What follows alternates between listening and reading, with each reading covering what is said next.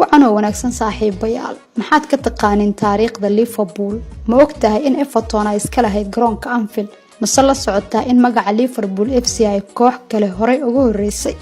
sidoo kale in ay ahayd Liverpool kooxdii ugu horeysay ee saddexley koob hal sano wada qaadata horyaalka Ingiriiska iyo xogo kale oo ka dahsoon oo aadan ogeyn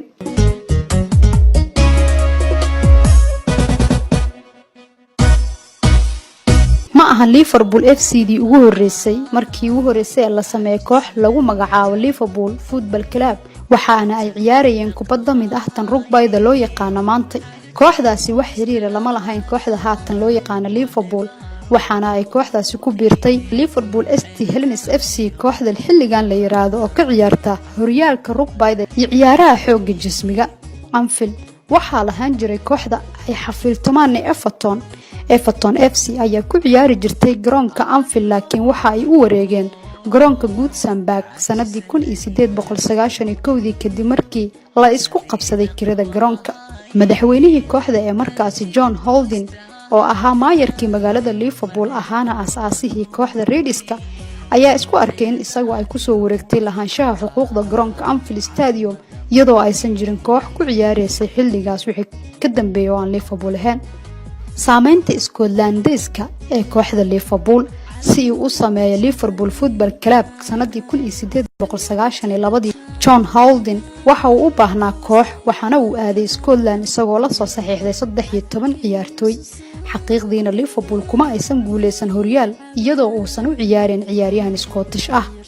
mar walba casaan ma aysan xirin jirin ama guduud maaliyadii ugu horeysay ee kooxda ay ku ciyaari jirtay waxay ahayd buluug iyo cadaan halka Everton ay ku ciyaari jirtay maaliyada casaanka ama guduuda xilligan se way kala weedaarsadeen oo waxa ay ku kala ciyaarayaan Liverpool guduud Everton blue sidoo kale mar walba aan ma ahayn kooxda Liverpool maxaa yeelay garoonkooda waxa uu qaadi jiray waa 20,000 oo taageerayaal ah haddana 100 taageerayaal oo kaliya ayaa soo xaadiray kulankii ugu horeeyay ee Liverpool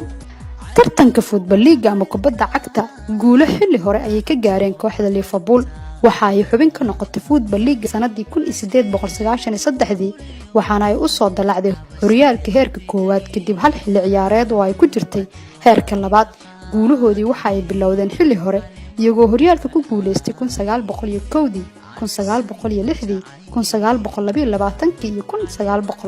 1923 waxa ay garaaceen cadowgooda markii ugu horeysay oo ay Liverpool ka ciyaartay Football League waxay ku guuleysteen horyaalka heerka labaad iyadoo aan laga badinin waxaana ay 2-0 ku garaacday kooxda Newton Heath ee maanta loo yaqaan Manchester United oo ah kooxda Liverpool cadowga ku ah markii ugu horeysay oo ay xirtaan casaan ama guduud sanadii 1896 waa markii ugu horeysay oo ay Liverpool maaliyada casaanka ama maaliyada guduudan iyo buumo ama matanta cadaan ay wada xirato taariikhda The Cop maxaad ka ogtahay magaca loo yaqaan taageerayaasha Liverpool ee The Cop waxa la sameeyay sanadii 1906 iyadoo loogu magac daray dagaalkii Boer War oo ay ku dhinteen 300 oo nin oo intooda badan ka socday Liverpool ma la socotaa fadeexad qamaar oo caan ahayd in Liverpool ay soo martay sanadii 1915 kooxda waxa ay qayb ka ahayd fadeexad qamaar taasoo keentay in 4 kamid ah ciyaartooydeeda laga mamnuuco guud ahaan kubadda cagta guulaha sii socday Liverpool waxay ahaayeen kooxdii Bill Shankly waxay ku dhameysteen kaalinta 8aad markii ay ku soo laabteen horyaalka heerka koowaad Liverpool kuma aysan dhameysanin meel intaasi ka hooseysa tan iyo markaas waa sababta guulahooda ay u soo socdeen wixii inta ka dambeeyay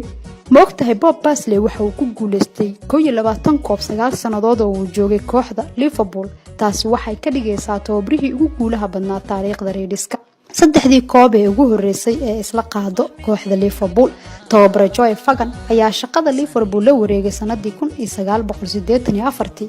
waxa uu ku guuleystay horyaalka Liga Cup-ka iyo European Cup-ka oo maanta Champions League loo yaqaan waa kooxda Ingiriis ee ugu horeysay ee 3 koob isku qaada hal xilli ciyaareed Liverpool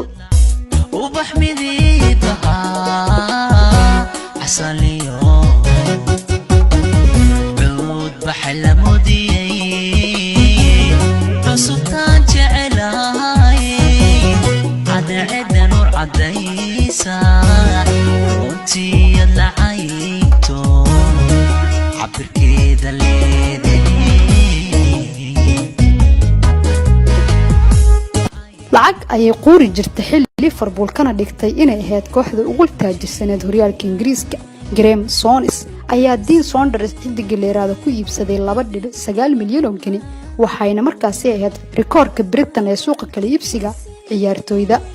Moogtaha in Liverpool uu soo maray dhaawac qariib ah oo ka dhicin kubadda cagta badi.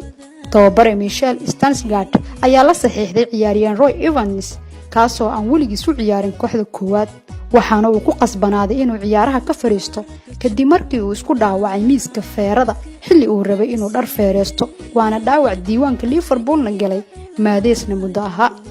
waxay ku qaadatay 85 sanadood in ay United-ka ku garaacaan FA Cup-ka Liverpool. bishii Febraayo 2006 guduudyaashu waxay soo gabagabeeyeen 85 sanadood oo aysan Manchester United kaga badinin FA Cup-ka, iyagoo 1-0 ku garaacay kulankii Anfield ka dhacay, waxayna ahayd guushoodii ugu horeysay tan iyo 1921.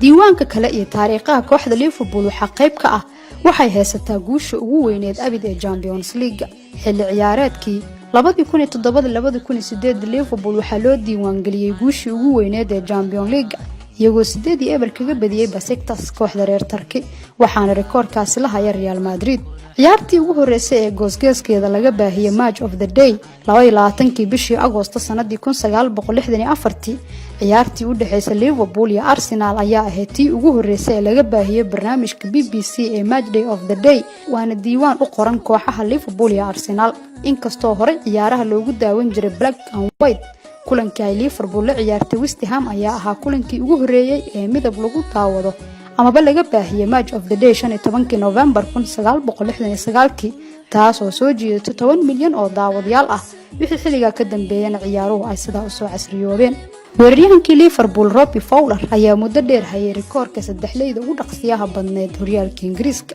waxa uu saddexley ama hat-trick goolasha loo yaqaan ku dhaliyay 4 daqiiqo iyo 32 ilbiriqsi. waxay ahayd rikoor Premier League oo uu jabiyay Sadio Mane markii uu joogay Southampton, isagoo haatan u dheela kooxda rikoorkaasi horey u haysatay Liverpool. Douglas ayaa ahaa ninkii ugu horeeyay ee isku noqday ciyaaryahan tababare. markii Douglas uu isku noqday tababaraha iyo xidiga Liverpool sanadii 1985, waxay ka dhigtay qofkii ugu horeeyay ee tallaabadaasi adag qaada. kooxdu waxay ahayd ugu guulaha badan England tan 2007. inkastoo kooxda cadowga isku yinay Manchester United kala wareegtay rikoorkaasi iyagoo noqday kooxda ugu guulaha badan England kadib markii ay hanteen koobkooda 42. hore Liverpool ayaa diiwaanka kooxda ugu guulaha badan horyaalka Ingiriiska ahayd. ma ogtahay mase la socotaa waa kooxda saddexaad ee ugu guulaha badan Champions League marka lagu daro Bayern Munich iyo Barcelona. Liverpool ayaa ah kooxda saddexaad ee ugu guulaha badan Yurub iyagoo hantay 5 European Cups.